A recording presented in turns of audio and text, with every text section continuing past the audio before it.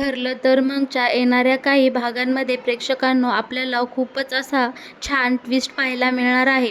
इकडे सचिन अर्जुनला खूपच डोईजोड होत चाललेला असतो, कारण सचिनने अस्मिताच्या विरोधात खूप काही घाणेरडे असे पुरावे गोळा केलेले असतात ना. पण आपला अर्जुन हा एक नामवंत वकील असतो आणि मग काय प्रेक्षकांनो, अर्जुनच्या हातात सचिन विरोधात एक खूप मोठा असा पुरावा लागलेला असतो. नीच सचिनचे आई वडीलच अर्जुनला त्याच्या नालायक कृत्यांचा खूप मोठा खुलासा करून देतात. हे आपल्याला येणाऱ्या काही भागांमध्ये पाहायला मिळणार आहे प्रेक्षकांनो. आणि दुसरीकडे मात्र आपली कल्पना ही सायलीची खूप छान अशी काळजी घेत असते, पण त्यात ह्या सगळ्या गोष्टींमध्ये आपल्या कल्पनासमोर सायलीच हीच खरी तन्वी आहे या सगळ्यात मोठ्या सत्याचा खुलासा होताना आपण पाहणार आहोत. त्यामुळे प्रेक्षकांनो, येणारे आपले ठरलं तर मगचे एपिसोड पाहायला अजिबात विसरू नका आणि त्यासाठी आपल्या चॅनलसोबत कायमच जोडलेले राहा. तर मग प्रेक्षकांनो, एकीकडे सचिनने आपल्या अस्मिता आणि चैतन्याच्या भाऊ बहिणीच्या नात्यावर एक घाणेरडा संशय घेऊन त्याच्या नीचपणाची एक लिमिटच क्रॉस केलेली असते आणि या सगळ्याचा आपल्या अस्मिताला खूपच मोठा मनस्ताप होत असतो. पण अर्जुनसारखा भाऊ असताना अस्मिताला कशाची काळजी अर्जुन अस्मिताची खूप छान अशी समजूत काढत असतो आणि अस्मिताला बोलतो की अस्मिता, हा नालायक सचिन जरी तुझ्या आयुष्यातून गेला तरी तुझ्या बाळाची आणि माझ्या होणाऱ्या बाळाची मी एक बाप म्हणूनच काळजी घेईन. मी दोघांनाही कधीच अंतर देणार नाही. यावर अस्मिता बोलते, अर्जुन, तुझ्यासारखा भाऊ जर प्रत्येक बहिणीच्या पाठीशी उभा असता तर आज कोणत्याच मुलीला तिचं माहेर हे परकं वाटलं नसतं. आणि इथे भाऊ बहिणीच्या खूप अशा सुरेख नात्याचं दर्शन बरं का प्रेक्षकांना आपल्याला पाहायला मिळतं. दुसरीकडे हा सचिन मात्र पैशासाठी खूप येडा झालेला असतो. त्याला काय करावं काय नाही सुचत नसतो. तो आपल्या नालायकपणाची रोज एक एक पायरी चढत दुष्कृत्य करतच राहत असतो आणि या सगळ्यामध्ये ती साक्षी शिकरे मात्र सचिनला साथ देत असते. इकडे संपूर्ण सुभेदार कुटुंब एक झालेलं असतं.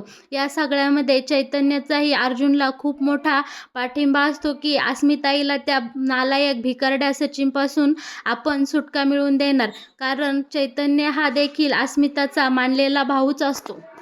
बरं का प्रेक्षकांनो, आता कोर्टामध्ये अस्मिता आणि सचिनची डिवोर्स केस चालू असते. तर हा सचिन अस्मितावर आरोप करत असतो की जज साहेब, मला या अस्मितासोबत आणि माझ्या बाळासोबत आयुष्य घालवायचं आहे, पण या अस्मितालाच माझ्यासोबत राहायचं नाही, कारण हिचं आणि ह्या चैतन्य गडकरीचं अफेअर चालू आहे. हिला माझ्यापासून सुटका हवी आहे, कारण तिला या चैतन्य गडकरीसोबत आता लग्न करायचं आहे आणि तिचं उरलेलं आयुष्य अस्मिताला चैतन्य गडकरीसोबत घालवायचं आहे. पण जज साहेब, माझं माझ्या बाळावर खूप असं प्रेम आहे आणि मला माझं बाळ आणि माझी बायको अस्मिता हवी आहे. आणि असे खोटे नाटे आरोप आता इथे सचिन अस्मितावर करताना पाहायला आपल्याला मिळणार आहे आणि सचिन रडून वगैरे त्याची बाजू कशी सत्याची आहे हे सगळं जज साहेबांना पटवून देत असतो. पण दुसरीकडे मात्र अस्मिता सचिनने केलेल्या प्रत्येक नालायक आरोपावर एक प्रत्युत्तर देत असते आणि इथे बघा आपल्याला पाहायला मिळणार आहे अस्मिता आणि सचिनची डिवोर्स केस ही खूपच अशी मनोरंजक अशा वळणावर येऊन ठेपलेली असते. दोघेही एकमेकांना तोडीसतोड उत्तरे आणि पुरावे सादर करत कोर्टामध्ये विरोधात उभे असतात. पण आपल्या अर्जुन हा एक नामवंत वकील असल्यामुळे अर्जुनकडे दुसऱ्या अनेक प्रकारच्या केसेस आलेल्या असतात. त्यातल्याच एक केसच्या संदर्भात अर्जुन आणि आपला चैतन्य एक दिवस एका वृद्धाश्रमात जातात आणि तिथे त्यांची त्या केसविषयीची काही चौकशी चालू असते आणि इकडे तिकडे ते फिरत असताना त्यांना तिथे सचिनचे आईवडील दिसतात आणि सचिनचे आईवडील हे चैतन्याला दिसल्यावर चैतन्य अर्जुनला म्हणतो, अरे अर्जुन इकडं बघ, हे सचिनचे आईवडील दिसतात ना. त्यावर अर्जुन म्हणतो, नाही रे, सचिनचे आईवडील इथे काय करतील, त्यांचं स्वतःचं घर आहे की त्यांना. आणि सचिन किती नालायक असला तरी त्याच्या आईवडिलांना तर तो घराबाहेर नाही ना काढणार. आणि पहिली गोष्ट, जे काही घर आहे ते सचिनच्या आईवडिलांच्या नावावर आहे, त्यामुळं सचिन त्यांना तरी घरातून बाहेर काढू शकणार नाही आणि इथे सचिनच्या आईवडील असण्याचा काही प्रश्नच उरत नाही. यावर अर्जुन बोलतो, चैतन्य काय अरे. तर चैतन्य म्हणतो, अरे अर्जुन, एकदा वळून तर बघ. आणि चैतन्याच्या सांगण्यावरून अर्जुन एकदा वळून पाहतो तर काय खरंच ते सचिनचे आईवडील असतात. अर्जुन क्षणाचा विलंब न करता थेट त्या सचिनच्या आईवडिलांसमोर जाऊन उभा राहतो आणि त्यांना विचारतो, काका काकू कसे आहात? इतके दिवस झाले तुम्ही मला दिसले नाहात किंवा आमच्या सुभेदारांच्या घराकडे साधं डोकावून सुद्धा पाहिलं नाही. यावर सचिनची आई म्हणते, कोण तुम्ही? आम्ही तुम्हाला ओळखत नाही. तर अर्जुन म्हणतो, काकू असं का बोलताय? तुम्ही खरंच मला ओळखलं नाही का? तर यावर सचिनचे वडील म्हणतात, हो साहेब, ओळखलं ना, तुम्ही तर नामवंत वकील आहात. अर्जुन सुभेदार, तुम्हाला कोण नाही ओळखणार? तर अर्जुनच्या काही लक्षात येत नाही की हे सचिनचे आईवडील असं का बोलत आहात. तरीसुद्धा अर्जुन यावर त्यांच्याशी नीटच बोलतो की तिकडे सचिन आणि अस्मिताताईची डिव्होर्स केस चालू आहे आणि तिकडे तुम्हाला इतका छान गोंडस नातू झालात, परंतु तुम्ही एकदाही अस्मिताईला भेटायला आलात नाही किंवा कोर्टाच्या हिअरिंगला सुद्धा तुम्ही मला कोर्टातसुद्धा दिसले नाहीत. तर यावर सचिनचे वडील बोलतात, का आम्ही कशाला यायचं? आणि तुझ्या बहिणीने माझ्या मुलाचं आयुष्य उद्ध्वस्त केलं, त्याला बर्बाद करून सोडला आणि तिला भेटण्यासाठी आम्ही यावं अशी तुमची अपेक्षा आहे? अजिबात त्या अस्मिताचं थोबाडसुद्धा आता आम्हाला पाहायचं नाही किंवा त्याला भेटण्याची आम्हाला अजिबात इच्छा उरलेली नाही. यावर अर्जुन विचार करतो की हे सचिनचे आईवडील अस्मिताईविषयी इतकं निगेटिव्ह का बोलत आहात.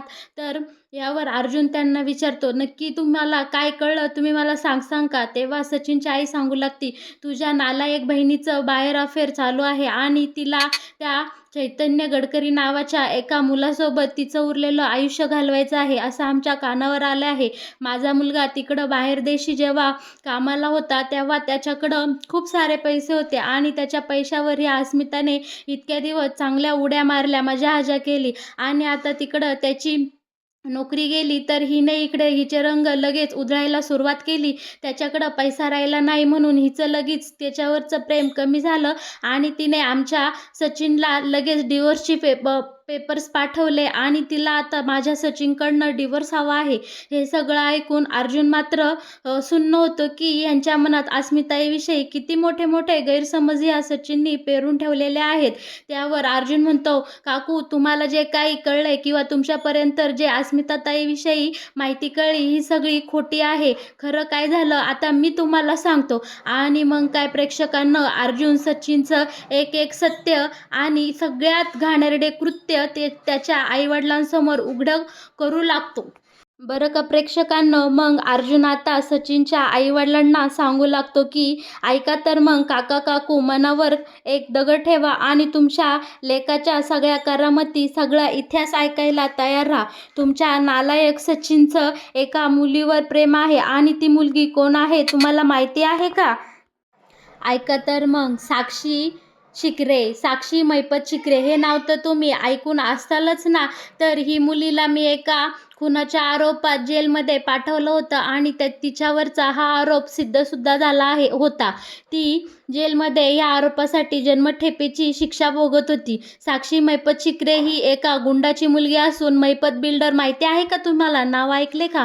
त्याची ही एकुलती एक मुलगी आहे आणि हिच्या प्रेमाच्या जाळ्यात तुमचा हा लाडका सचिन अडकला आहे. आणि एवढंच नाही तर अस्मिताईच्या पोटात बाळ असताना याने अस्मिताईसमोर तिच्या सोबत घालवलेले अनेक घाणेरडे चाळे सगळं काही आम्ही समोर आणलं आहे आणि या सगळ्याचा माझ्या बहिणीला, माझ्या अस्मिताईला खूप मोठा धक्का बसला होता. त्या धक्क्यातून आम्ही तिला कसं सावरलं या गोष्टीची तुम्हाला काही कल्पनासुद्धा नाही. आणि तुम्ही आज माझ्या अस्मिताईला एवढं सारे घाणेरडे नावं ठेवता. तुम्हाला त्या गोष्टीचं काहीच कसं वाटत नाही?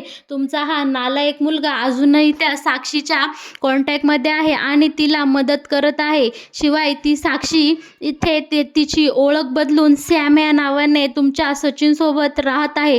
या गोष्टीची कल्पना दिली का तुमच्या लाडक्या लेकाने, तुमच्या वंशाच्या ड्युट्याने? होय.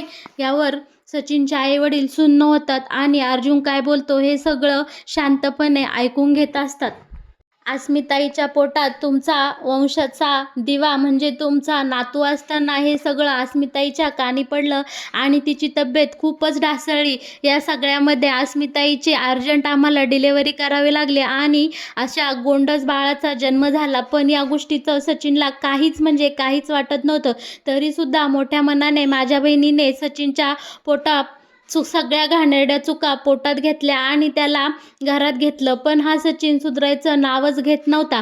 अजूनही तुमच्या लाडक्या लेकाचं त्या साक्षी शिकरेसोबत अफेअर चालू आहे आणि त्याचे अनेक पुरावे आमच्याकडं आत्ता देखील आहेत. तुम्हाला पाहिजे आहेत का ते? या सगळ्यावर सचिनचे आईवडील एकदम शांत होतात आणि मग काय यावर सचिनची आई बोलू लागती, नाही नाही, असं माझा मुलगा वागूच शकत नाही. मग काय प्रेक्षकांनो, आपला अर्जुन तर काय वकीलच असतो. अर्जुन सचिनचे असे एक एक गुन्हे आणि त्या गुन्ह्याचे एक एक पुरावे सचिनच्या आईवडिलांसमोर सादर करतो की सचिनच्या आई-वडिलांना अर्जुनच्या बोलण्यावर विश्वास ठेवावाच लागतो. आणि मग अखेरीस अर्जुन बोलतो, तुमच्या सचिनच्या या सगळ्या कारस्थानांना कंटाळून अखेरीस माझ्या अस्मिताईने त्या नालायक सचिनला डिवोर्स द्यायचं ठरवलं आहे. आणि या सगळ्यामध्ये तुम्हाला अजूनही असं वाटतंय की माझी बहीण अस्मिता हीच दोषी आहे? यावर मग काय प्रेक्षकांनो, सचिनचे आई-वडील शांत होतात आणि मग बोलतात, नाही अर्जुन, आम्हाला आमची चूक कळली आहे. आणि मग सचिनचे वडील बोलू लागतात की आमचा सचिन चुकला आहे, अस्मिता यामध्ये निरपराध आहे. सचिनला शिक्षा देण्यासाठी काही मदत हवी असेल तर आम्ही तुम्हाला नक्कीच मदत करू. अर्जुन बोलतो की तुम्ही ह्या वृद्धाश्रमात कसे पोचले आणि का पोचलात हे मला आधी स्पष्टपणे सांगा. घडलेला सगळा प्रकार सचिनचे वडील अर्जुनच्या कानावर घालतात. ते ऐकून अर्जुन बोलतो, सचिन हा एक नालायक नवरा होता, नालायक वडील होता आणि आज कळलं की सचिन हा एक नालायक मुलगासुद्धा आहे. मग काय प्रेक्षकांनो, आता इकडे सचिनचे आईवडील सचिनच्या विरोधात कोर्टामध्ये साक्ष द्यायला तयार होतात. अशा प्रकारे आता आपल्या अर्जुनच्या हातामध्ये एक हुकमाचा एकाच लागलेला असतो प्रेक्षकांनो. आणि इकडे दुसरीकडे मात्र कल्पनासमोर एक मोठ्या अशा सत्याचा उलगडा होतो की ही सायली हीच खरी तन्वी आहे. आता कल्पनासमोर एक असा मोठा स्फोट होणार असतो बरं का प्रेक्षकांनो. एक दिवस सायली, कल्पना आणि अस्मिता अशाच हॉलमध्ये गप्पा मारत बसलेल्या असतात. तेव्हा कल्पना काय करते, सायलीला दूध आणून देते आणि बोलते, सायली तू हे दूध घे आणि पिऊन छानपैकी मस्त आराम कर, तुझ्या रूममध्ये जाऊन तू झोपून घे.